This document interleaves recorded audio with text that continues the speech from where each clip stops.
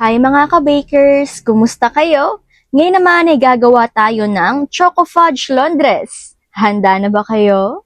Ang mga kailangan natin ay sugar 300 grams, itlog 2 piraso, mantika 125 ml, all-purpose flour 400 grams, cocoa powder 50 grams, baking soda 1/2 tablespoon, baking powder 1 and 1/2 tablespoon, fresh milk 1 and 1/2 cup, choco food color 1 teaspoon, choco flavor 1 teaspoon, asin 1/2 teaspoon, at choco chips na 30 grams.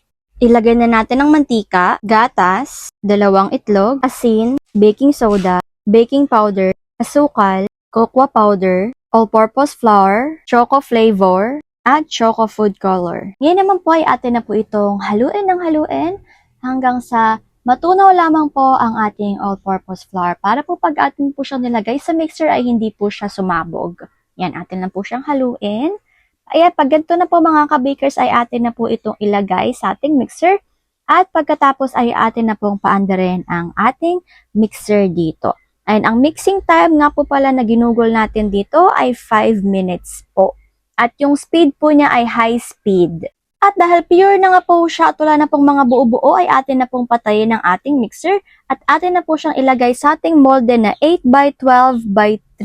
Mayroong mantika at nilagyan po ng parchment paper. Lipat lamang po natin ito pagkatapos ipantay. At ngayon naman po ay maglalagay na po tayo ng ating choco chips na 30 grams. Kayo na po ang bahala kung gusto niyo pong dagdagan ng ating 30 grams or gusto niyo pong gawin na bawasan ay okay na okay lamang po ito mga ka-bakers. Yan, atin lamang pong ayusin para mas masarap. At ready na nga po ito para sa ating oven. Ang oven temperature sa taas ay 180, sa baba ay 190 at ang baking time ay 35 to 40 minutes. After 40 minutes nga po ay luto na nga po ang ating napakasarap na Choco Fudge Londres. Ito na nga po siya, pag malamig na ay atin na po siyang baliktarin, kuhanin sa ating molde at ito na nga po yan. Pagkatapos ay atin na po itong hihiwain. Yan, hiwain lamang po natin ito ng dahan-dahan. Ako'y natatakam na naman po talaga.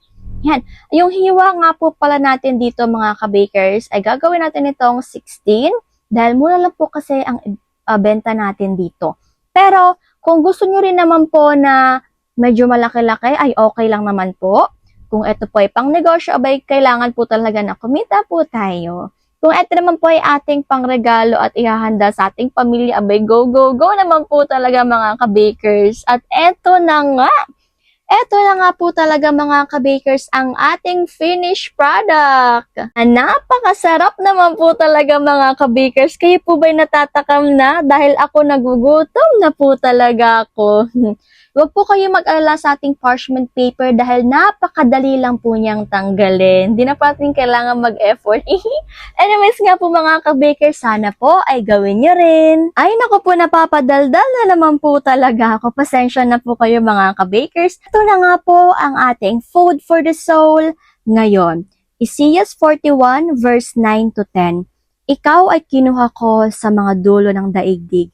Sa pinakamalayong sulok nito, sinabi ko sa iyo noon, ikaw ay aking lingkod. Pinili kita at hindi itinakwil.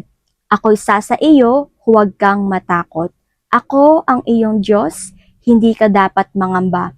Palalakasin kita at tutulungan, iingatan at ililigtas. Amen, amen, amen. Ako na naman po talaga ay kinikilig. Nakakakilig po talaga ang ating Panginoon kung gaano niya tayo kamahal. Isipin mo, tayo ang mga ginawa niya, tapos siya ang ating Diyos, pero dapat tayo pa nga yung magsilbi sa Kanya. Pero ang ending, siya yung nagsisilbi sa atin. Saka ba nakakita ng hari na sinusulatan ka ng mga nakakakilig naman talaga ng mga salita at higit sa lahat, hindi lang siya puro salita dahil ang lahat ng ito ay kanyang ginagawa at talaga namang pinaninindigan niya dahil ang ating Panginoon ay hindi nagbabago noon, ngayon, at magpakailan pa man. Amen, amen, amen. Kaya naman talagang maaasahan talaga natin ang ating Panginoon at Diyos. Kaya naman basta yun na nga po mga ka-bakers, no, hanggang dito na lang po muna ako. Paalam muna. Take care at higit sa lahat ay God bless.